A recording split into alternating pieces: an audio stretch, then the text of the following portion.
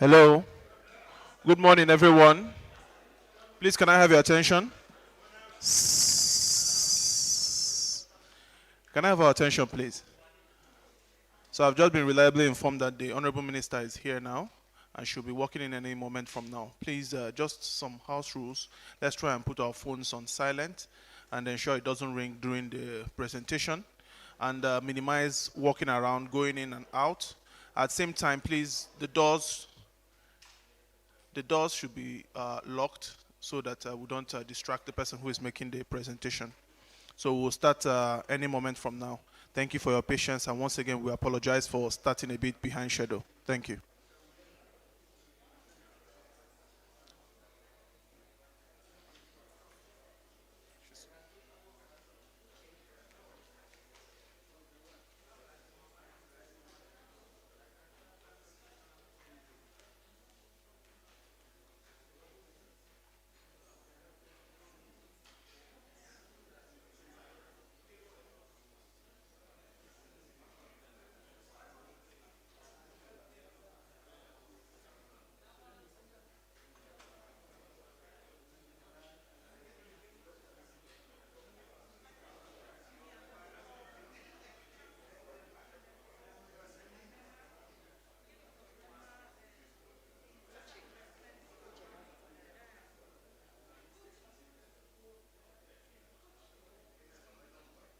You said what, that they should come in with her? Yeah, yes, the people, four people, I don't know, coming with them.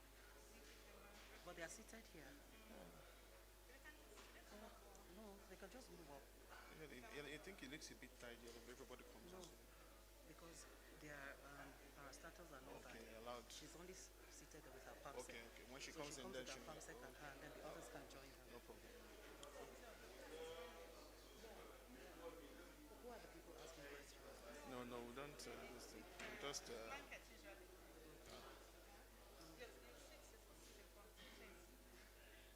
So that anyone does, you do I, you understand?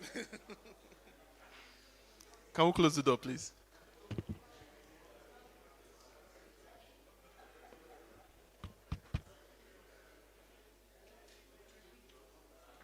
No, no, just close. Just close. Just close.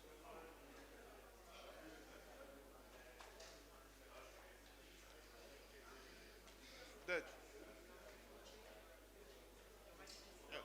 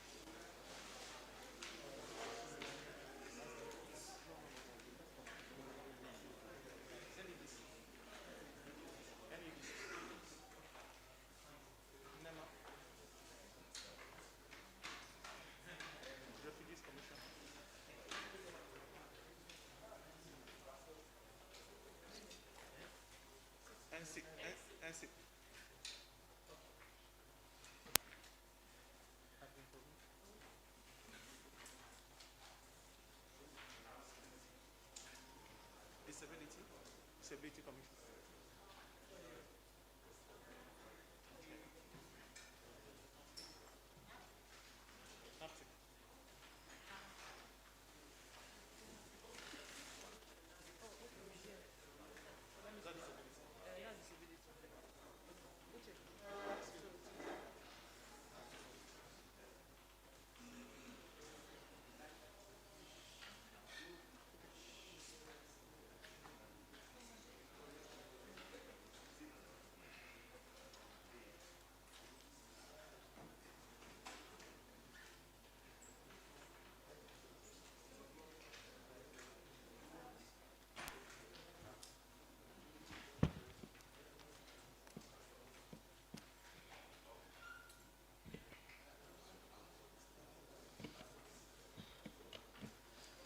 Hello.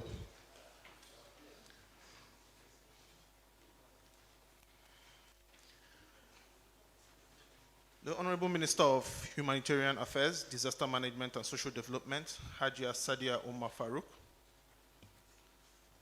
The Special Advisor Media to the President and Chairman of the Presidential Communications Team, Mr. Femi Adesina, who is unavoidably absent, but due to pressing official engagements. But in his stead, will be represented and also chairing today will be Senior Special Assistant to the President of Strategic Communications, Ms. Oge Funlola Modi.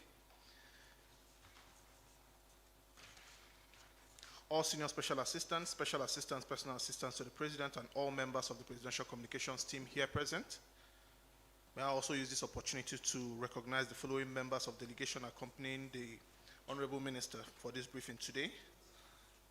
I'll start with the Permanent Secretary, Federal Ministry of Humanitarian Affairs, Disaster Management and Social Development, Bashir Nura Alkali.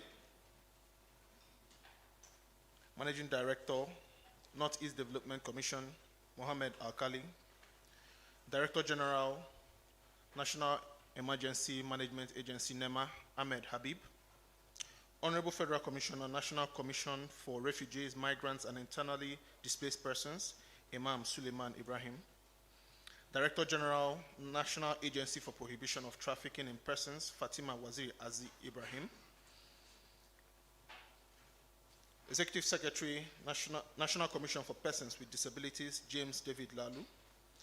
Director General, National Senior Citizens Center, Omokaro.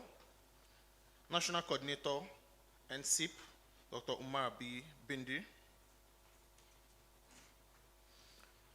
We also specially acknowledge the presence of all directors of the ministry and team members accompanying the Honorable Minister, and of course, gentlemen of the press, good morning. I humbly welcome everyone here to the 29th session of the State House briefing organized by the Presidential Communications team. You may recall that at our last session that we hosted the Governor of Borno State on this platform, and his presentation was focused on update and security in Borno State and also in the Northeast region. Now, in continuation of our focus on some aspect of national security and also social interventions in Nigeria, the State House briefing for today, Thursday, 17th February 2022, would focus on the socio-economic milestones and report card on the humanitarian efforts being implemented in the Northeast and also other regions of Nigeria by the Ministry of Humanitarian Affairs, Disaster Management and Social Development under the stewardship of Hajiya Sadiya Umar Farouq. This session will be anchored by the Honorable Minister, and she will do justice to this topic as she speaks to her presentation. The Honorable Minister's presentation, which will be shown here, will last for about 20 to 30 minutes, after which we will take questions from the press solely on the focus of our presentation today, and also issues pertaining to the ministry. At this juncture, it is my honor to invite the Honorable Minister to the podium for her presentation. Thank you.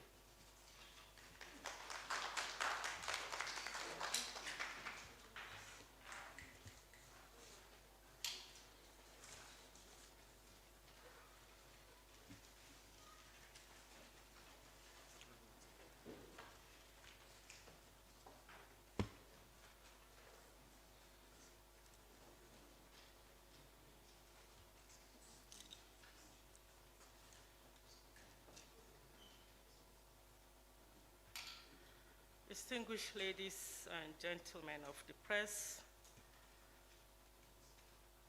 members of my delegation, good afternoon.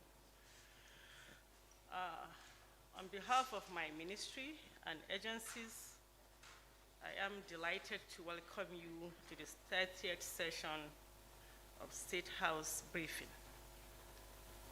We at the Federal Ministry of Humanitarian Affairs, Disaster Management and Social Development are honored to host this event.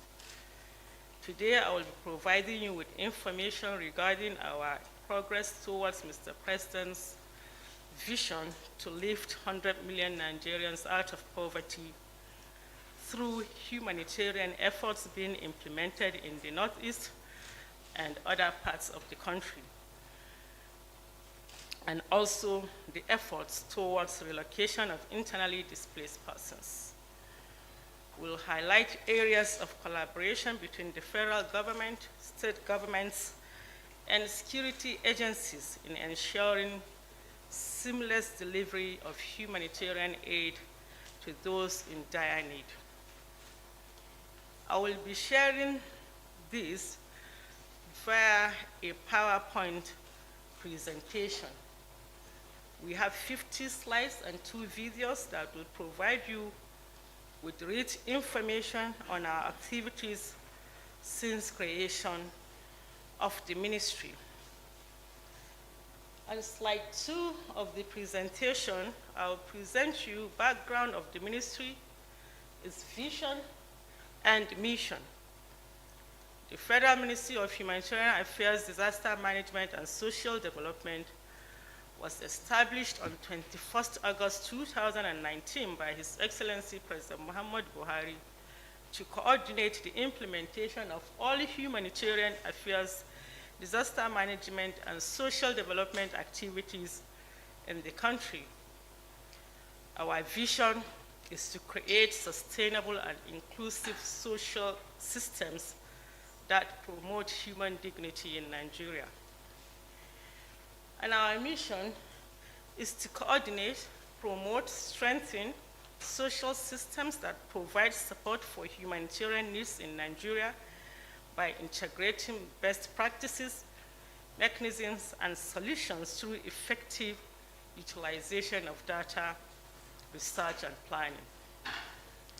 On slide 3 of the presentation, we speak about the mandate of the ministry, which is to develop humanitarian policies and provide effective coordination of national and international humanitarian interventions, ensure strategic disaster mitigation preparedness and response, and manage the formulation and implementation of fair, focused social inclusion and protection programs in Nigeria.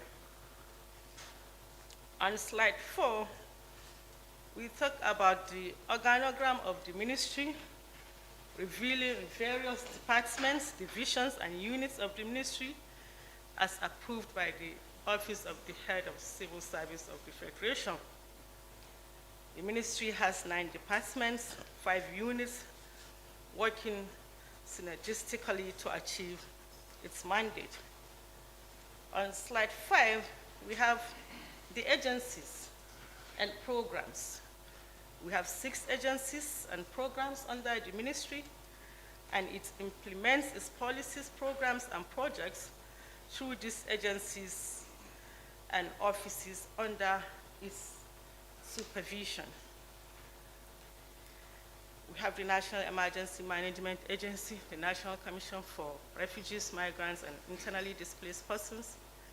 We have the National Agency for Prohibition of Trafficking in Persons, the Northeast Development Commission, the National Commission for Persons Living with Disabilities, and the National Senior Citizen Center. Whilst the programs are the Office of the Senior Special Assistant to the President on Sustainable Development Goals and the National Social Investment Program. On slide 6, I would like to speak on the roadmap. To actualize the mandate of the ministry developed and launched a strategic roadmap on 14th of February 2022, which lays out its initiatives, action plans, and strategies that ensure its mandate aligns with the focus areas of the federal government in the discharge of its obligations to the Nigerian people, which is encapsulated in Mr. President's vision of lifting a significant variable number of poor Nigerians out of poverty within a time frame. The roadmap also aligns with the priority areas of the federal government captured in the National Development Plan. I would like to therefore begin by projecting the video to you.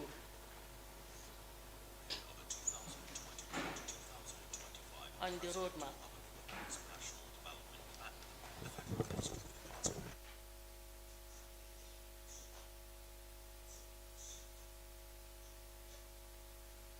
Strategic pillars that will greatly position the ministry for the developmental task ahead and beyond.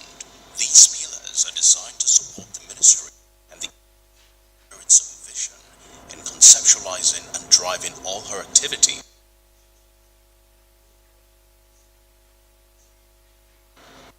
On the first pillar, priority will be given to the need to strengthen policies and institutional frameworks, which is crucial to the harmonization of all activities that will efficiently position the institution toward effective service delivery.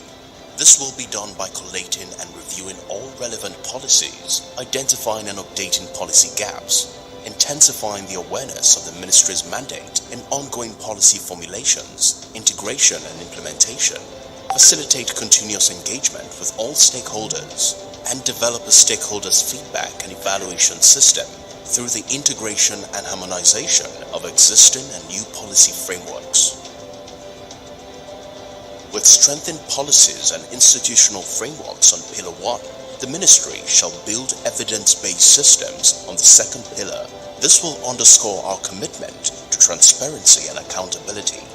We shall leverage on technology in order to ensure optimum value addition and long-lasting impact of humanitarian activities through the proper coordination of all projects across all agencies, promoting the awareness and sensitization of all stakeholders, the development of an integrated management information system that will manage operational gaps across agencies and programs. The institutionalization of automated processes and procedures will also facilitate real-time monitoring while ascertaining frequent performance reporting.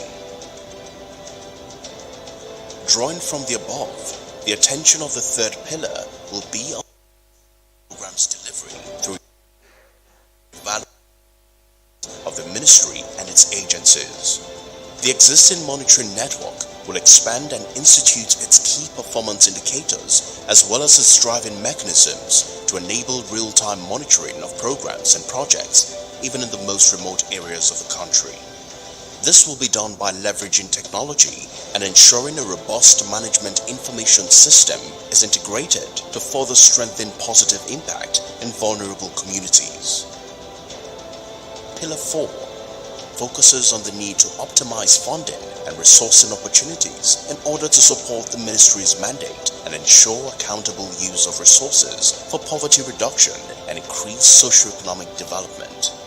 As funding remains a challenge, alternative sources of funding will be explored with a view to aligning priority areas of government vis-a-vis the growing investments in the emerging private sector to meet the needs of poor and vulnerable Nigerians. I'm so happy because I go buy food for my children, keep the remaining one to do a little business I'm doing.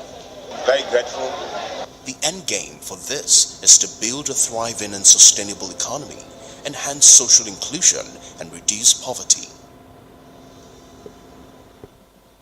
Achieving the above will require the support of the fifth pillar, which introduces the importance of strategic partnerships, collaborations, and disability inclusion. The Federal Ministry of Humanitarian Affairs, Disaster Management, and Social Development will create an enabling environment for strategic partners to come on board to be a part of her many good outreaches. The systematic integration of persons with disability into the society will also be of utmost importance. The Ministry will ensure proper engagement of stakeholders and identify emerging partnership opportunities amongst and between institutions with similar mandates of catering for the vulnerable. The The penultimate pillar is intended to serve the purposes and intent of every other pillar, which is to promote effective governance through the implementation of a robust coordination system that will enhance high-level strategic communication between stakeholders and key players.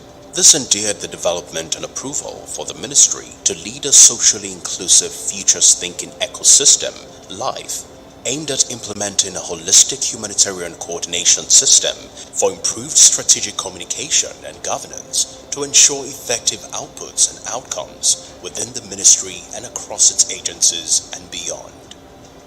There is no gainsaying the importance of a seamless framework to the efficiency of a nascent ministry striving to measure up to global best practices on coordination. The LIFE coordination framework will adequately help in the reduction of poverty and fostering of social inclusion by its dynamic and coordinated approach, enhancing collaboration within and outside the ministry while connecting with various stakeholders. It will also help in developing and evaluating key initiatives that will be measured against key performance indicators and also systematically create a feedback channel for all stakeholders to make their reviews and evaluation.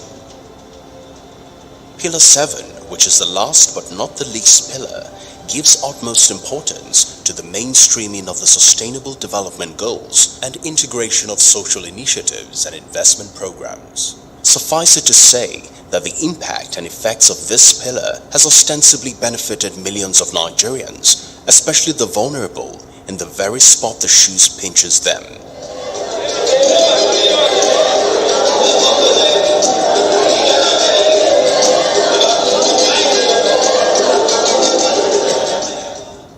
The highlights of the ministry on this 7th pillar cannot be overemphasized. The ministry, through collaborative efforts with other stakeholders, ministries, departments and agencies, have risen to the occasion of lifting millions out of poverty by either coordinating humanitarian projects that predates the ministry or initiating new ones to cover extant demands.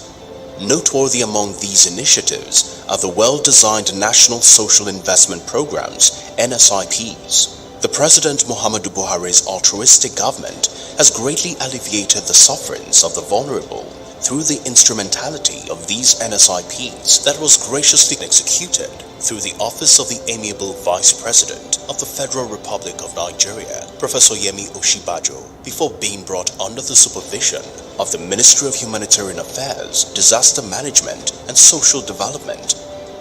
These laudable national social investment programs include the Empower program that has without fail provided a notable source of income to so many needy Nigerians on a monthly basis. It has been my dream to learn animation, but I thank God that I am being deployed into the Department of Animation, and with that knowledge, I think I can be able to become an entrepreneur in the nearest future. The Government Enterprise and Empowerment Program, GEEP, that has effectively given collateral-free and non-interest-free loans to SMEs and MSMEs in their barely thriving states. The National Homegrown School Feeding Programs, an initiative through which ministries promoting education, boosting agriculture, and enhancing social development. Last but not the least, amongst the National Social Investment Programs is the Conditional Cash Transfer Program, through which the government has directly blocked any third-party loophole to directly support the poor and vulnerable with needed cash to sustain them. The Ministry of Humanitarian Affairs, Disaster Management and Social Development will need every stakeholder and key player to be part of this noble cause aimed at greatly alleviating poverty. The times are difficult and the demands are daunting. Therefore, the ministry expects all stakeholders and key players to have all hands on deck in making the lifting of at least 100 million Nigerians from the poverty line by 2030 a practical reality. We're also poised and ready to roll out new initiatives, some of which are the Grant for Rural Women, the recent alternate school program for out-of-school children, with many more to follow. And will continue to do my best in ensuring the fulfillment of the mandate of the ministry in keeping with the vision of this administration. Summarily, The rationale behind these is to further cater for the needs of more poor and vulnerable Nigerians. The stakes are high, the mandate is clear. Therefore, we call on all stakeholders, ministries, departments and agencies to rise up to the demands of the times for the love of God and humanity, because service to humanity is nothing less than service to God, and that is why we are gathered here today. Thank you, Mr. President, for giving us the food. Thank you, federal government. The Federal Ministry of Humanitarian Affairs, Disaster Management and Social Development, mapping out a life of dignity for all. Thank you very much. That's the end of the video. And on slide 7, I will present the humanitarian situation in Nigeria, starting with a photograph of His Excellency Mr. President on a visit to Borno State in February 2020. And this was after the devastating Auno attack by the insurgents. Let me say that Mr. President is committed to addressing the issue of insecurity and providing support to the affected citizens. And he continues to give us the necessary backing to do all that is needed to support IDPs and other vulnerable groups across the country. Slide 8 speaks to the synopsis of the humanitarian situation in the country. As we all know, natural disasters and man-made crises across the country are adversely impacting the lives and livelihood of Nigerians. And the effect renders millions vulnerable and deprived of basic human needs, causing dire humanitarian crisis.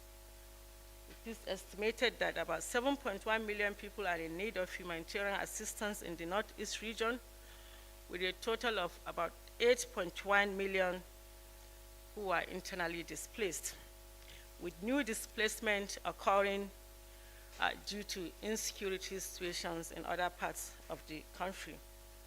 Climate change is also a factor that contributes to the humanitarian situation, worsening flood and drought that depletes arable land resources, among others. And these disasters result in humanitarian crises which vary widely in nature and setting. They include armed conflict, terrorism, floods, epidemics, etc. And such crises cause large displacement of people and expose them to depraved conditions. There are also issues of communal clashes.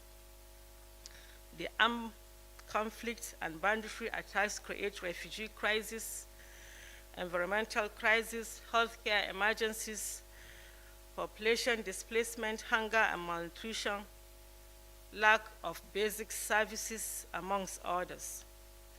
The affected population experience one or more of the following adverse consequences: violence, displacement, food scarcity, increased exposure to communicable diseases, as well as other health-related issues. On slide 10, we speak on the insurgency in the Northeast. While the Boko Haram insurgency is ravaging the Northeast, banditry and criminal activities of cattle rustlers are devastating the Northwest. Incessant farmer-herder conflict in the North Central, kidnappings, ritual killings, separatist agitations are some of the issues faced in the southern region of Nigeria. Displaced Nigerians are scattered in different parts of the country as internally displaced persons, and in neighboring countries of Cameroon, Niger, Chad as refugees. Slide 11 speaks on addressing these situations. And in addressing this situation, we have outlined and effectively respond to these issues.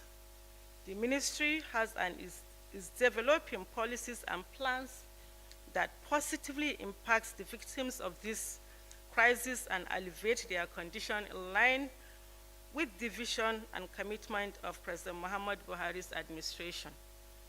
To date, the ministry has formulated 5 national policies, while 2 are ongoing.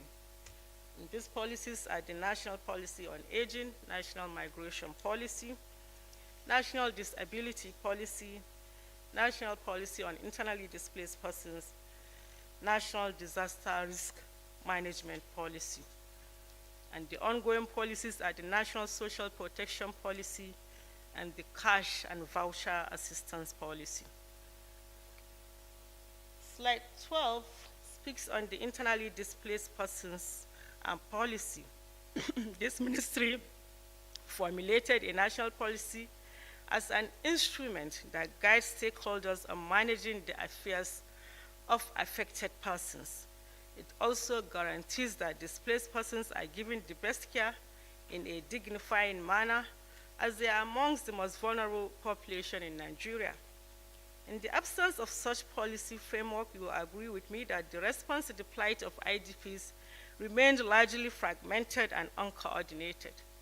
Hence, the ministry took urgent steps to develop the national IDP policy. The national policy was approved by the Federal Executive Council in 2021, and it incorporates the provision of the Kampala Convention on IDPs in Africa.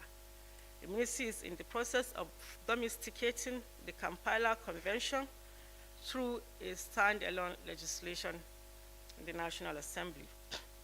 And slide 13 speaks on how the international humanitarian community and donors are working with the ministry. We have worked together to support the development of a cash and voucher assistance. This was in line with the 2016 agreement to increase the use and coordination of such cash-based programming in humanitarian responses, to expand the modality for the delivery of humanitarian assistance, especially to our internally displaced persons. The policy is in line with the humanitarian community's desire to use the cash and voucher assistance in response to the humanitarian situation in the Northeast. On slide 14, we speak about the insurgency in the Northeast, which has given a rise to increasing need for humanitarian assistance in the country, and that drew the attention of both local and international humanitarian actors, including the United Nations and bilateral donor agencies to Nigeria. However, the internationally led humanitarian action in Nigeria posed a challenge, as experience from other disaster-affected countries has shown that a situation where donors and international non-governmental organizations are the drivers of emergency and humanitarian response in a country portends danger and a future for uncertainty. Rather, ownership of humanitarian action by national and local actors, especially the government, local government taking the lead, supported by other local actors, is the way to a quicker, effective, result-driven, and sustainable response to humanitarian crisis. This births the localization framework, which we're going to speak on slide 15. And this localization framework will ensure locally led humanitarian interventions in Nigeria, significantly shape the response of all stakeholders, especially in forging the partnerships that are most conducive to localization. And it was also developed as a result of lessons learned by all stakeholders involved in the humanitarian action in Nigeria in the last 3 to 4 years.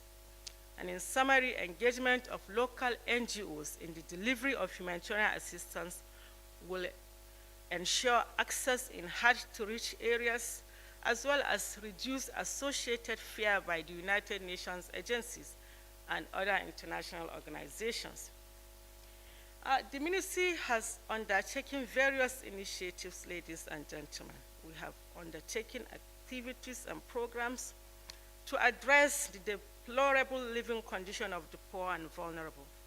And this include, but not limited to, the following: the mass housing project as part of the 10,000 housing units which the federal government is funding for the Northeast, Borno specifically, to resettle IDPs. The Northeast Development Commission has constructed and handed over 1,000 of these housing units to Borno State government, while the remaining 9,000 housing units are being constructed by the state government, but being funded by the federal government. NEDC is also building 500 units for each of the other 5 northeastern states. And on slide 17, the Northeast Stabilization and Development Master Plan, which is ongoing plan with focuses on both alleviating poverty and promoting prosperity using transformative projects and programs which will reshape the destiny of the Northeast region, which has been ravaged by the Boko Haram insurgents. The ministry also undertook several intervention programs with distribution of food and non-food items to the poor and vulnerable across the country.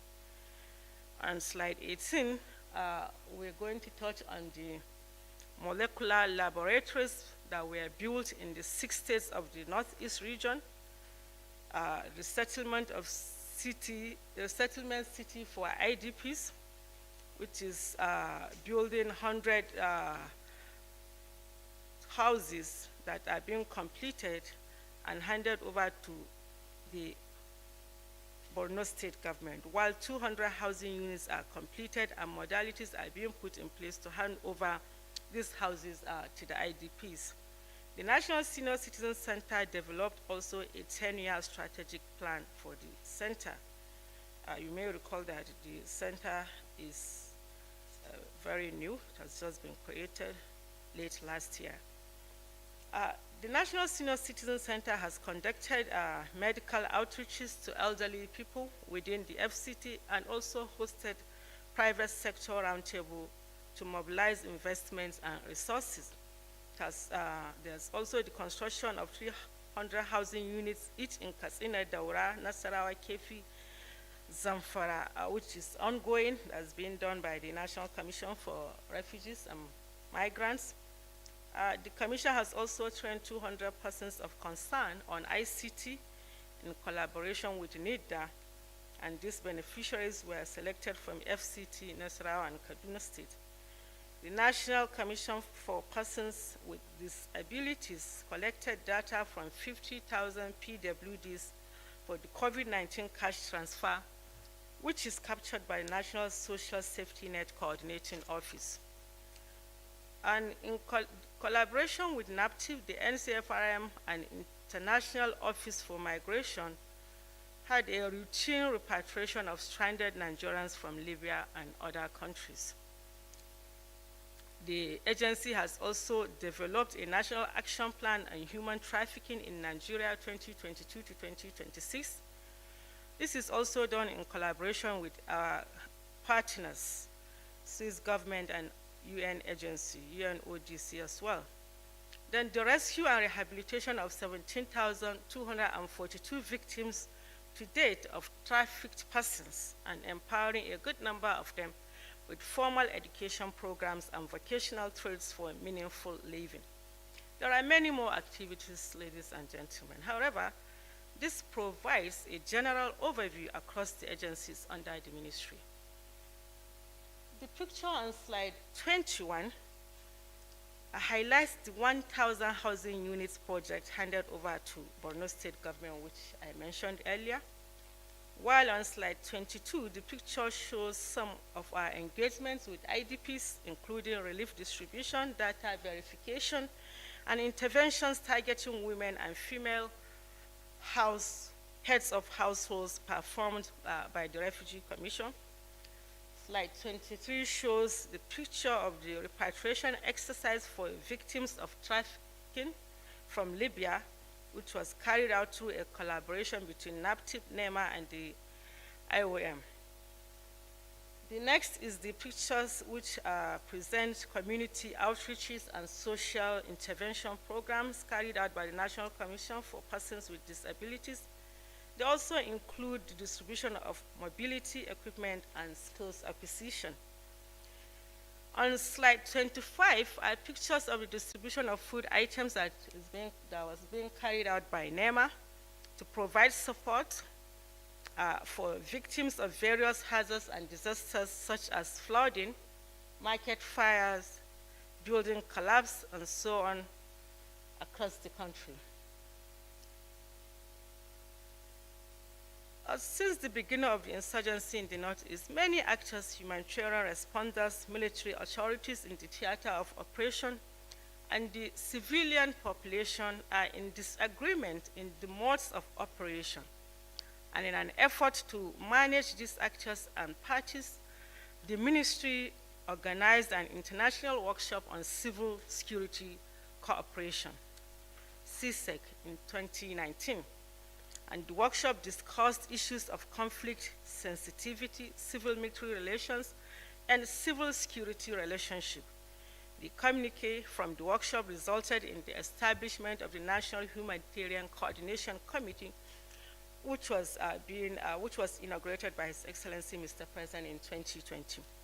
And this committee is being chaired by my humble self and co-chaired by the National Security Advisor.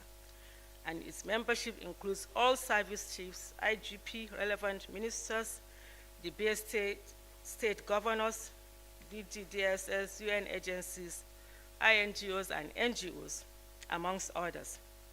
The committee also has its technical arm, which is the National Humanitarian Coordination Technical Working Group, and it is charged with the responsibility of developing the policy guide towards addressing humanitarian challenges in the country. The committee is drawing up guidelines for operations for aid delivery and humanitarian response in the theater of operations. Its membership draws from humanitarian actors working in the field as well as based state governments, same as State Ministry of RRR, UN agencies like OCHA, IOM, World Food Program, etc.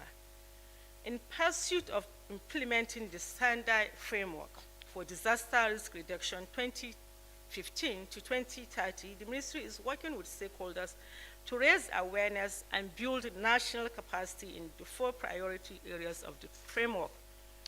The ministry has reviewed the National Disaster Risk Management Policy in an attempt to fully consider the new approach of disaster risk reduction, build upon existing policies, as well as domesticate targeted actions set in line with the provisions of the Sendai framework.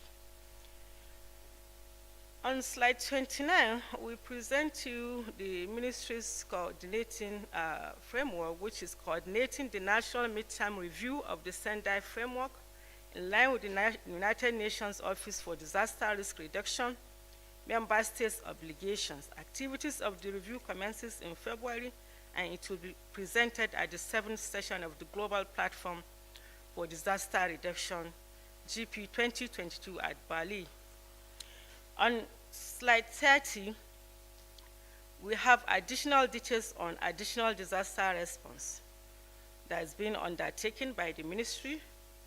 And these pictures also were taken in 2029 on slide 31 during a field visit to a commercial hub in the southeast Anambra State affected by the fire incident. In slide 32, we'll speak on the floods. And in flood management, the ministry continues to work with its agencies and departments to ensure strategic disaster mitigation. Mr. President directed the ministry to work with all relevant stakeholders to develop a national flood emergency preparedness and response plan for Nigeria. And this plan sets all conditions to mitigate the consequences of flood, prepare its occurrence, respond to it when it happens, and recover from it after it happens. On slide 33, we speak about the plan which seeks to provide strategic guidance in a systematic and sequential manner for managing flood anywhere in Nigeria in a coordinated way, as well as getting stakeholders' commitment and participation. This plan is expected to go to Federal Executive Council for approval in the next few weeks. On slide 34, we speak on what the agencies and offices have undertaken, that is the various activities and programs to address the impact of floods. And these are the annual sensitization and awareness on flood risk consciousness in all the states of the Federation and the Federal Capital, provision of search and rescue and relief assistance to most vulnerable population, constitution of National Technical Working Group on flood preparedness, strengthening the capacity of NEMA field officers for emergency response, and emergency agricultural intervention program, which provides progress reports to the National Food Security Council being chaired by His Excellency, Mr. President. And these pictures on slide 35 speaks on NEMA's search and rescue operations during floods and following a building collapse. Slides 36 to 45 shows our activities on social intervention through the National Social Investment Programs. As you may be aware, the NCIP comprises of 4 flagship initiatives which are implemented by the 36 states of the Federation and the Federal Capital Territory. And these initiatives are the Job Creation Unit, popularly known as the Empower, the National Homegrown School Feeding Program, the Government Enterprise and Empowerment Program, and the Conditional Cash Transfer Program. On the job creation Empower, the federal government through this program has empowered over 1 million youths from 2016 to date. And this comprises of graduates and non-graduates, especially vulnerable youth. And these programs provide life skills that empower various categories of these beneficiaries with life-sustaining skills. The graduate program has the N-Health, the N-Agro, and the N-Teach components. The non-graduate program includes training in N-Tech for software and hardware development, N-Creative, and N-Build. And this slide, which is slide 38, reveals details of the job creation. On batch A of the program, the Empower program, we had 200,000 beneficiaries for the graduate program, while for the non-graduate program, we have 16,305 beneficiaries. For the batch B, the graduate program was 300,000 beneficiaries, and the non-graduate program touched 1,542 beneficiaries.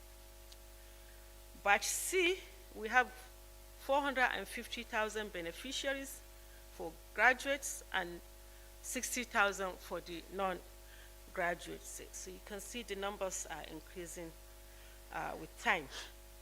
It is important to draw the public's attention to the fact that His Excellency, Mr. President, has graciously approved the expansion of the NCIP program and the Empower by Sea from 500,000 to 1 million Nigerian youths, to which enrollment has been concluded and are awaiting onboarding and assignment to their places of primary assignment.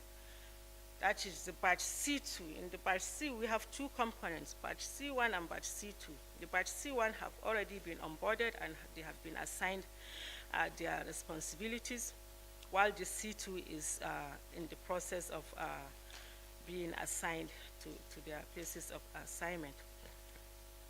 As part of the strategy to reach the most vulnerable in the society, the ministry continues to give 5,000 naira to very poor and vulnerable citizens across the country. And the cash transfer beneficiaries are derived from the National Social Register, which captures the poor and vulnerable citizens across the country. As at the end of January 2022, the National Social Register has captured over 46 million individuals. The next slide shows additional details on the National Social Register, the number of states, 36 states, and the FCT, local government areas, 750, communities, 109,648 communities.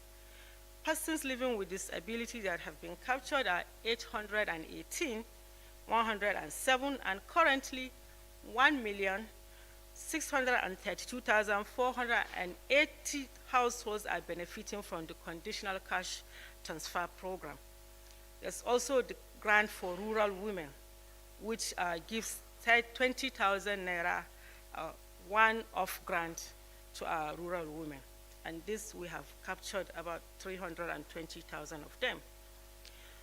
And through the economic sustainability plan that's been anchored by His Excellency the Vice President, the ministry designed the Rapid Response Register using satellite imagery and big data to target urban communities and enumerate the poor and vulnerable in those localities. The use of this cutting-edge technology for targeting the poor is the first of its kind in sub-Saharan Africa and Nigeria's first shock response social protection framework, which can be activated quickly in times of crisis in order to reach the affected population with help. The RRR currently holds information of 5 million urban poor and vulnerable Nigerians across the 36 states of the Federation and the FCT. And the ministry under the Economic Sustainability Plan designed the COVID-19 cash transfer to reach 1 million people with 5,000 naira per beneficiary per month for a period of 6 months. The National Homegrown School Feeding Program is currently implemented in 36 states and the FCT. Bayelsa State is finalizing all necessary arrangements to come on board on the program. And in that program, we have 54,796 public primary schools that are on the program. It covers about 8 million people who are fed by over 100,000 cooks. This slide shows pictures from the National Homegrown School Feeding Program. And through the Government Enterprise and Empowerment Program, we also continue to reach several micro and small businesses with interest-free loans. Under JIP 1, about 2.4 million citizens have benefited, while under JIP 2, so far we have registered 1.2 million applicants. We are working on their enumeration and eventual disbursement of the loan. On slide 46, we present to you MDAs which the ministry is working with, and they include the Ministry of Agriculture and Rural Development, Ministry of Women Affairs, Youth and Sports, National Bureau of Statistics, Communications and Digital Economy, and many others. The next slides present the national and international partners which the ministry is working with, including UN OCHA, World Food Programs, several embassies, and the Red Cross. And through these partnerships, the ministry is able to reach more citizens in need of humanitarian assistance. Ladies and gentlemen of the press, this is a brief insight to some of our numerous programs and activities since the creation of the ministry by His Excellency, President Muhammad Buhari in August 2019. I must stress here that this is a ministry that was created specifically for the citizens, the poor and vulnerable citizens of this country, who are the people that brought this government in power. These are the people that are in the heart of His Excellency, Mr. President, hence the creation of this ministry to cater for their needs. I invite you to continue to follow our activities and programs, which are now aired weekly in a number of local and international media houses. Finally, I present to you a video that highlights some of our key programs. This will help give you additional insight on the work that we do. This video on the impact of the CCT in Jigawa State. And after which I would like to say, I thank you so much for listening, and I will be very happy to take questions after this video presentation. Thank you for your attention.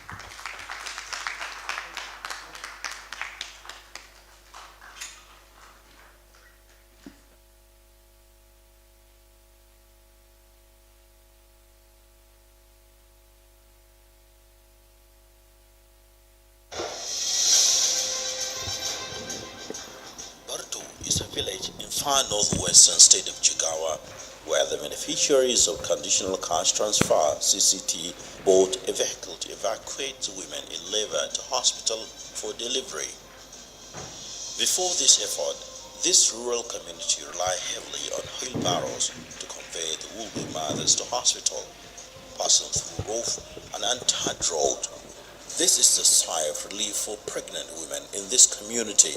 It saves them from prolonged labor before reaching the hospital that may result to obstetric vaginal fistula. Salamu alaikum. A lokacin da tallafin nan ya zo, sai muka ga to shi a garin dai babu illa abin da zamu tunkara illa mu mata mu ceto ran ƴaƴanmu tunda mu mun daina aiwa. Tukunna kuma sai muka kira maza muka ba su wani shawarwarin. Sai suka ga wannan abu ai ya dace ai. To shine muka zauna aka ce idan wata ya dawo na wannan tallafi me muke ganin zamu hada. Sai aka ce to a fara yin 1000. To mu ainihin mu shugabannin nan da muke 21 sai aka ce to kowace shugaba ta tsaya ta jajirce kowace mace ta karbi wannan tallafi a karbi 1000 a hannunta. To kowace mace Allah da ikonsa ba mu samu akasari a gun mazan sun ba mu rashin goyon baya ba. To Allah da ikonsa muka zauna kowace shugaba ta kawo wannan kuɗi muka tace wannan kuɗi naira 420 sai wannan wata ya daɗa kamawa. Shi ma aka ce abin da yadda aka yi a wancan ɗin hakan za a sake shine kuɗi ya zama naira 840. Muna da wata kafafiyar kungiya wacce yake suna nan jajirtattu ne a Wambai. To sai aka meka magana wajen su kuɗi aka samu suka aiko aka cika kuɗi miliyan 1. Sai aka je aka so mota a nan ba a kwana ba. Allah da ikonsa wannan mota da ka ganta sai ga ya gamu magarba an shigo da ita. Gaba ɗaya mata ta ko ina sai da muka cika kofar fadan nan kowa buɗa yake.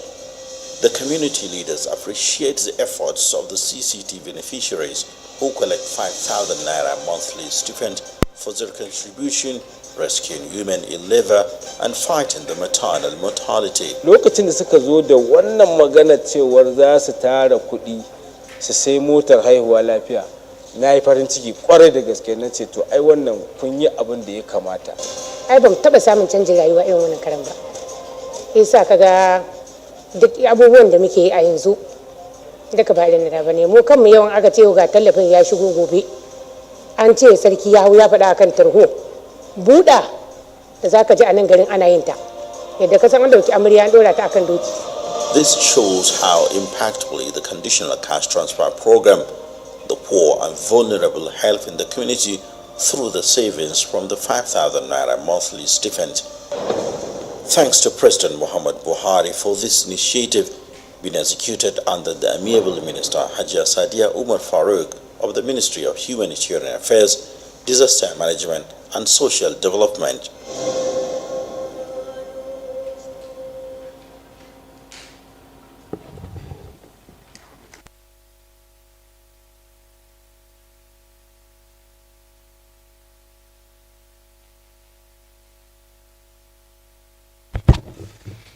Thank you very much, Honorable Minister, for that presentation. Very detailed and humane indeed. Now we'll go straight to the questions. We'll take it in 2 batches. First 4 and then the second 4. So the floor is open. Anthony, Gloria, Dr. Leon, and Liberty for the first set. Okay. Okay, yes, for the first set. Second set, we'll take another 4. Thank you. My name is Tony Aileme. I report for Business Day. Honorable Minister, I just want to focus on one particular area from all the things you said during your presentation, and that has to do with the end power.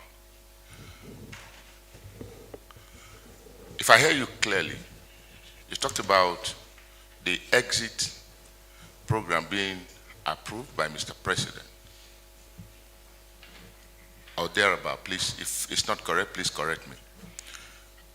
I'm interested in that exit program because one of the issues that have been raised in my office each time I write this story is that I get confronted with the issue of, have you seen somebody who has benefited from the NPAR? Have you seen the post-NPower activities that those people engage in? I give you an example. I have a teacher, somebody who participated in teaching. Yes, sorry, I was wrong. Today, he's worse off than when he participated. What are you doing about the exit program to ensure that those who participate in this program are empowered and ensure that there is a continuity? Thank you. Good morning. My name is Gloria Omezuke from Channels TV. I just want to ask real quick, how many Nigerians have been lifted out of poverty so far? We've had several figures. I know the ultimate goal is lifting 100 million out of poverty. How many do we have right now? And the school feeding program, is it actually reducing the number of children in school? Because we hear various figures, 10 point something, we hear 13 point something. We don't even know the actual figure. Is that program working to actually induce children into schools? And has the figure of out of school children dropped? Thank you.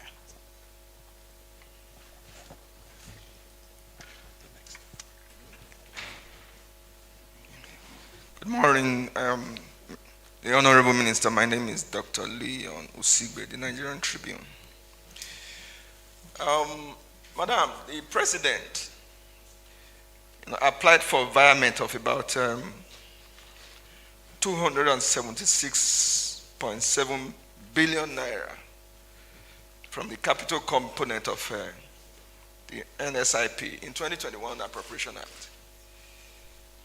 And this one came or is coming at a time that you are struggling, your ministry is struggling with a lot of programs, especially the talking about outstanding of the Empower beneficiary. How will this environment affect you, affect your operation? Thank you. Liberty. Go ahead. Speak up.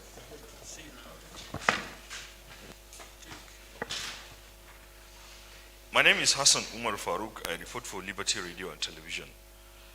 Minister, I want to get an update on the OOSC census, out of school children census that the ministry intend to do.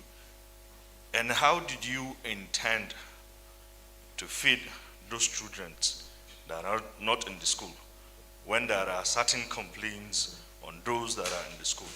Thank you very much. Okay.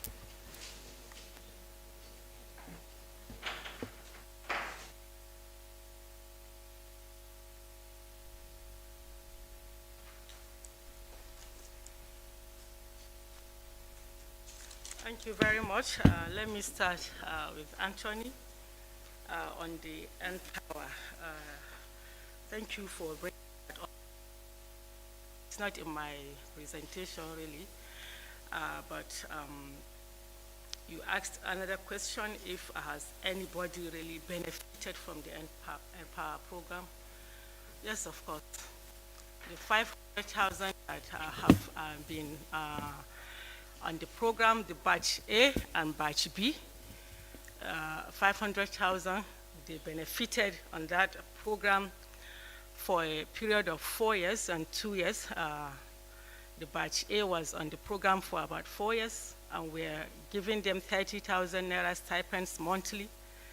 And the batch B, they benefited for 2 years. So yes, the Empower beneficiaries have benefited, because these are people who were not employed, who had nothing to do, but they were engaged and they were being paid stipends that they will use to earn a decent living. On the exit program, yes, we have an exit strategy, which we partnered with the Central Bank of Nigeria. And out of this 500,000, about 300,000 indicated interest to be put on an exit program where they can be trained different skills of their choice, and they will be given loans by the Central Bank of Nigeria for them to start their businesses. This we have gone far. We are in the process of training those that have indicated interest, and I'm sure before the end of this quarter, these people will be given these loans by the CBN. As a government agency, a ministry, we do not give loans, so we have to partner with those institutions that can do that. Unfortunately, some of these people were not very wise in their savings, but for anybody that is really serious, those of them have saved about 100,000, 109,000 of the Empower beneficiaries have become entrepreneurs. They are now employers of laborers, and we have evidence of that which can be provided to you. This is a very laudable program, and people have benefited, and people are being supported, and we have an exit strategy, and we are on it, and it's a continuous process. And the other issue raised by Gloria, you said how many have been lifted out of poverty. I just mentioned in my presentation, for us in our ministry, the 100 million Nigerians that are going to be lifted out of poverty, according to Mr. President's vision, is it cuts across all MDA's efforts. And for us in our ministry, as being the lead ministry in alleviating poverty, the conditional cash transfer that we give 5,000 naira to poor and vulnerable in communities goes a long way in lifting them out of the status they were in before. You can see people have even saved, you know, to provide a vehicle that will support them in child delivery. So this, I can say, we are supporting 1.6 million individuals. And these individuals, if you multiply the average number of a household, which is 5 to 6, you're supporting about 15 million or thereabout, more than 15 million individuals. So these people are being supported. And even in the Empower program that we are supporting now, 1 million of them, yes, that can also be added as a number of people that have been lifted out of poverty. And then other programs, the JIP program, even the National Homegrown School Feeding Program, is a program that is all-encompassing. It helps in the economic value chain of a community, where you feed these children and you use the rural women or the women from that community to cook this food. You support these women by paying them some kind of money that they will do the cooking. And then even the local farmers that grow the food. So these are people also that have been impacted, and it runs into millions when you do the calculation. So yes, we have lifted millions out of poverty using our programs. I've just said the 1.6 for the conditional cash transfer. You are supporting over 100,000 women cooks. You are supporting 2.1 million trader money and market money and farmer money beneficiaries. We are supporting the Empower, which is 1 million, both the graduates and non-graduates. So if you do the calculation, I will ask one of my staff, maybe the national coordinator of the National Social Investment, to give you the exact figures, Gloria. Thank you. Then on the Homegrown School Feeding Program, we wanted to also know whether it has increased the number of pupils or it decreased. Of course, it has increased the number. We started with just about 5 million or thereabout when the program started. Now we are talking about 9.8 million, close to 10 million people that are being fed every day through this program. And surely it shows that people's intake have been increased in schools. So it's an increase, not a decrease, really. And then the other question.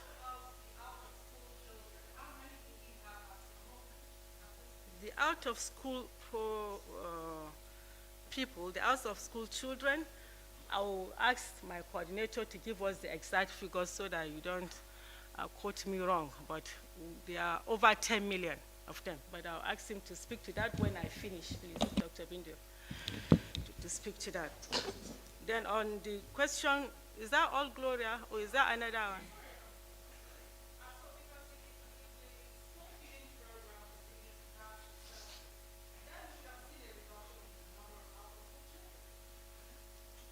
Well, you see, we can say there's a reduction because pupils it has supported parents to take their children to school because of this school feeding program. But the exact number is what we are going to work on, and I will give it to you. Normally, it should decrease because of this program. The numbers were less before, and now we have seen the increase from 5 million to over 9 million. So of course, there's an increase in that regards. But that does not mean that we do not have out-of-school children as well, which we are also tackling with our alternate school program that is coming on board. Then the question by Dr. Leon of Tribune, the environment is 276 that was fired. Unfortunately, you know, our own programs are programs that really goes through very, very rigorous processes before you finally get to the point that you start disbursement. And I think this environment was done in good faith because the Minister of Finance requested and the President approved. But same provision has been made under the National Poverty Reduction Program in the 2022 budget. So we have not lost that money. We still have another provision now that we have finished with the processes, and we will utilize the funds through that committee. Then Hassan from Vision FM, you asked on how do we intend to feed the out-of-school children. Well, this program, we call it the alternate school program. We have used all other means before on how to address this issue of out-of-school children. This has been done by numerous programs under the Ministry of Education and other institutions. Now we came together and decided that what is it that we need to do to see how this out-of-school children can be educated. At least they will have the basic education. And we came up with the out-of-school, alternate school program. This program, we're going to take the schools, the teaching or the learning to the places where these children are, be it in the Sangaya setting or in workshops where children are being used, or as in the shops where we have this kind of children. We're going to support them with the basic literacy, numericals, mathematics, English, social science. I think we're to teach them four different subjects. And so since these people will know where we're going to reach them, we have gone far. We have started identifying the spots across the zones. We will use our homegrown school feeding program to feed them in that community where they are. So we have really worked on that, and we hope that we are optimistic that we will get there. Thank you very much. Okay, just before we take the next set of questions, as you may recall, this program is being streamed live on YouTube, and we have a question from YouTube, and I think the Honorable Minister has provided clarification for that. I think it's on the status of the Empower exited students. Or sorry, Empower Exit, that's what they called it. But the clarification has been made. Yeah. Thank you very much. Thank you. If there's any other question online, I think we'll also take that question so that the Honorable Minister can take it. We'll give an opportunity for the National Coordinator NCIP to clarify on other figures based on the questions that have been asked for the second batch. After that, we'll take the second batch of questions. Thank you. Thank you very much. My name is Dr. Umar Binder. I'm the National Coordinator of the National Social Investment Program. In addition to the brilliant presentation and the answers provided by the Honorable Minister, just over 1 minute, some few clarifications. And I think the business there when he said people are worse off before joining Empower. The idea of Empower is not to make people worse off after. That's not the idea. The idea is to pick you up from a level empower you with skills, competencies, so that you can be able to apply your God-given intellectual and creative energy. If you are a graduate, you are given opportunity to teach, in addition to a lot of information given to you. You are given an opportunity to work in a healthcare facility, supporting, they call them volunteers anyway, in addition to a lot of information given to you to survive. You are given opportunity to work on farms through the agriculture development programs as extension officers, again with a lot of information for you to pick the pieces. While you do this, every month you have an allowance of 30,000. What we have realized is that there is a need for huge reorientation. Some people actually believe that after they have been attached for a year or 2 years, they will be given a job in the civil service. Some people think they will be given credit instantly after that. So there's a lot of feeling out of the young people that are being attached under Empower.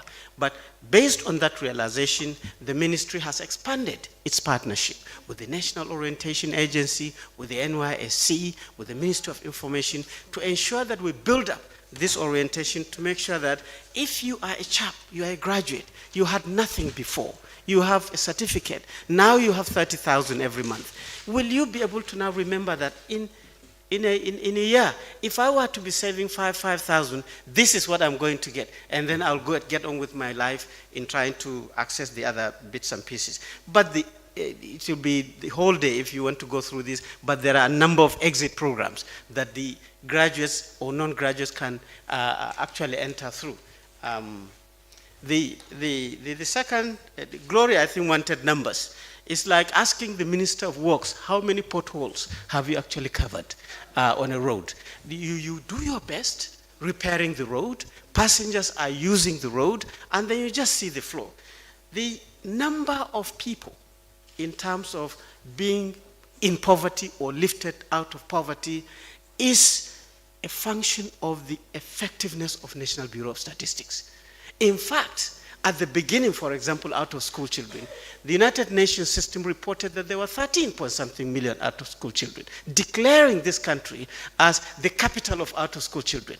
But the administration said, look, we have an institution, let us know. As we speak, the Bureau of the National Bureau of Statistics is working on it to ensure that we too have our figures. But what we are doing in the Ministry of the Humanitarian Affairs Disaster Management is to look at this as a disaster issue, as a humanitarian issue, and then do something about it. And I'll come to that very, very briefly. The program we have in the ministry is not literally out-of-school children program. It is realizing that this out-of-school children is a problem. First is to make people understand that this is a national issue. Some people here, if you say out-of-school children, they think you are talking about the Almajiris in the north. Some people think it's actually religiously, it's just Muslim children. But I can tell you from the beginning of this program, we've established it's a national issue. We sent a team to Lagos. They went to, what's the name of the place again? Makoko. They met 7,000 out-of-school children, picking things from the dirt.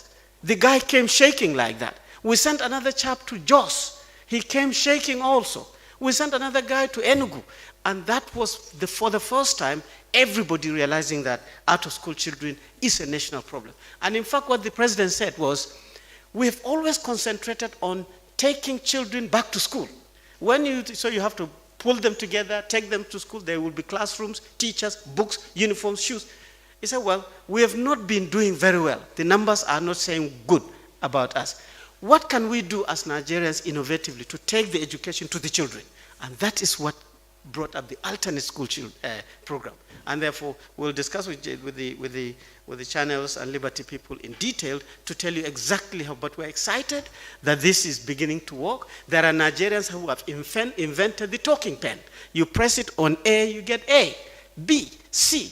That can work. There are Nigerians that have invented digital devices that can help the children to have access to education. And as the minister said, yeah.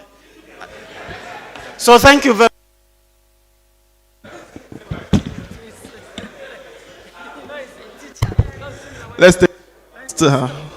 We'll take the last batch of questions. I'll start with Juliana, John Bosco. Okay, you. 3, and Timothy. 4 persons and we're done. Juliana, John Bosco, Fifen, and then Timothy. Thank you.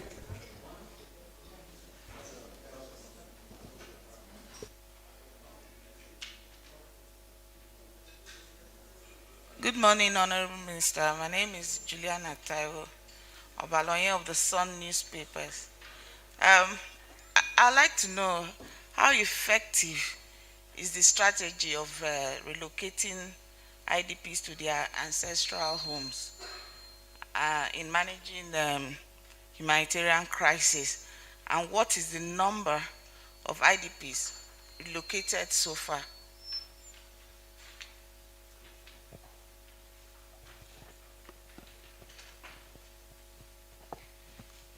Yeah, Honorable Minister, my name is John Bosco Abakuru. I write for Vanguard.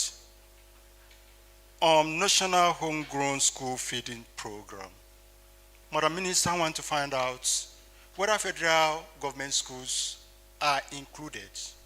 And if they are included, is there any mechanism to monitor the implementation?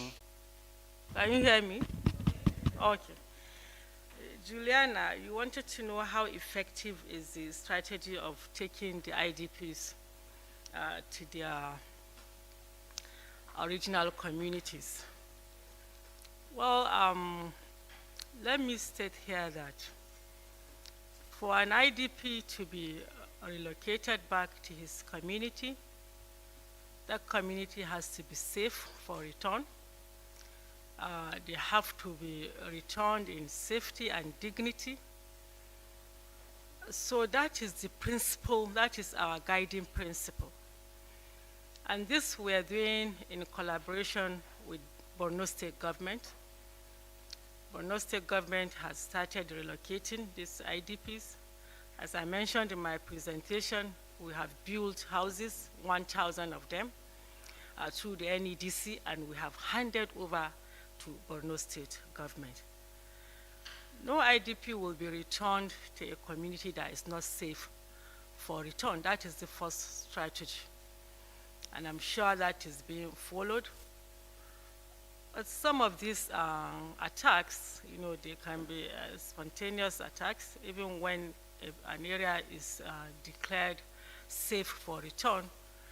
You might have issues here and then, but the security agencies are on top of it to ensure that these areas are. So that is what I can say on this. The principle is to return safety and in dignity. In dignity, you have to provide all the basic amenities for these people when they return. You support them, you empower them, and that is being done through the ministry in partnership with Borno State government. The other issue by Vanguard, I didn't really get your name. If the schools being fed are federal government schools, no, they are not federal government schools. They are state schools, state public primary schools. So the federal government is supporting the state, is out of the federal government's graciousness that we are supporting these people's public primary school pupils in the states. And we feed primary 1 to 3. So it's not federal government schools, unfortunately. I don't know why the cooks are looking fatter than the children. At least I'm glad that I'm not fat, so I will not be accused of, you know, eating the school food. So that is it for that.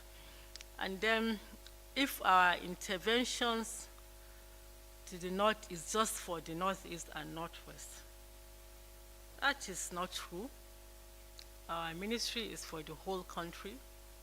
The only agency under the ministry that is focused on the northeast is the Northeast Development Commission, just like the Niger Delta Commission.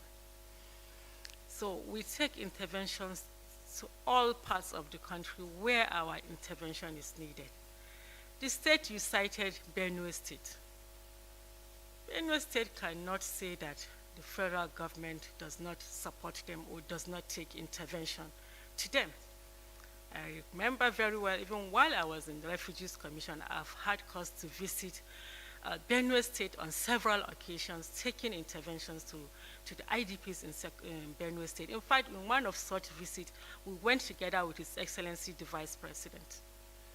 And even currently, the agencies, Refugees Commission, NEMA, they all take interventions to this state. But you see, feeding people, just to feed people, it's not something that is sustainable. You cannot continue to feed. And that is why we are focusing now on the durable aspects of our, durable solution aspects of our interventions to see how we can support people to earn a living. So Benue State is not left out. I can tell you that we have taken several interventions to Benue State and other parts of the country where our interventions are needed. And the 5,000 naira, can it take somebody out of poverty? Yes and no. Yes, if you look at the people that you are taking this intervention to, 5,000 naira means a lot to this, because these are poor and vulnerable households. And it changes their status. But for you and me, 5,000 naira is never enough for us to buy a recharge card. So that's the difference.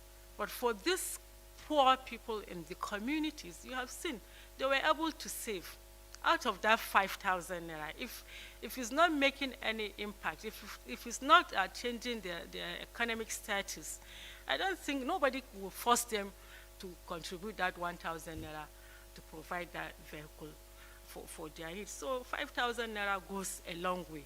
When people say 5,000 naira, it does not take people out. That is an elitist statement, honestly. It is an elitist statement, because we've had causes to go to the field, and we have seen these people that when you give them this 5,000 naira, they cry, they shed tears, because they've never seen 5,000 naira in their lives. So it goes a long way. It changes their status, you know, and by that, it lifts them from one stage up above. And Festus on Ben TV, the 2019 Trader Money, I've mentioned in my presentation, which is going to be given to you. We have given 2.1 million or thereabouts people, you know, were credit worthy, and they have, you know, been able to recover some of these funds. We do not have the figures. We are still waiting for them to submit to us. It's supposed to be a revolving fund, quite all right. But we've still gone ahead to go on to JIP 2. And this we are flagging off very soon. Maybe by next week, we're going to flag off the JIP 2, where we still give these soft loans. These loans are interest-free, and they are collateral-free. And it also supports these small traders and market women in their businesses. We hope that we'll be able to get a substantial amount back to be able to recover that. And on the issue of disaster, what we are doing to see that floods do not occur. Yes, we sensitize. We sensitize, NIMET does, NEMA, we write out letters to the state governments. I've had cause to make a presentation before the National Economic Council, where all the governors are. And so it's expected of every state to take responsibility, and even the people themselves. Some of these disasters and floods that occur is due to, you know, our habits of, you know, dumping refuse, blocking all the drainages, and so on and so forth. And so we've been creating awareness around that to see that this does not happen. Unfortunately, it happens. We cannot stop flood. It's just for us to be able to mitigate and manage it when it happens. And as I mentioned, we have come up with policies on how to really strategically address these issues. Thank you very much. Okay, the roadmap. Yes, the roadmap is a document, is a guiding document that will guide all our activities and coordinate all the activities of the ministries and the agencies under the ministry. As was shown, it's a 5-year plan, and we have keyed into the National Development Plan. That roadmap has keyed into it, and also the 9 priority areas of the ministry that was given to us by the government. We have 7 pillars, as mentioned. We have evidence-based, we have resource optimization, we have policy and legal framework, and then we have innovation and technology, and so on and so forth, and then on how to mainstream the SDGs. So this is a working, a guiding document that will guide what we do from now to the next 4 years. Thank you very much. And it emphasizes on coordination on how we are going to coordinate all these activities for better, effective results. Thank you.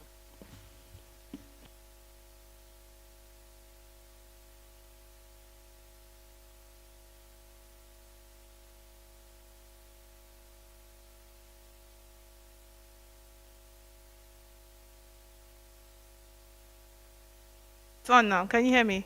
Okay. On behalf of the Presidential Communications Team, our Chair, Femi Adesina, and the State House Press Corps, we would like to thank you, Honorable Minister, for anchoring today's State House briefing. Every information you need, the figures, data, it's in the presentation that has been presented by her and will be made available to our Assistant Director, who can send it off to the team. Honorable Minister, thank you very much. In just since 2019 till now, just in about under 3 years, there's a lot that we see that you have achieved. We'd like to congratulate you on your roadmap, and also just give you heads up to say just keep going. I think that you've done quite a bit of job just in 3 years, and a new ministry for that matter.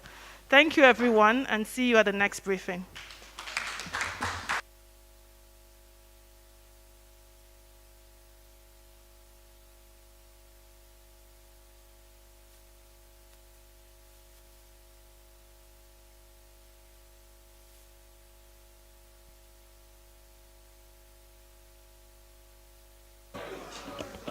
Hello. The Honorable Minister's delegation, please.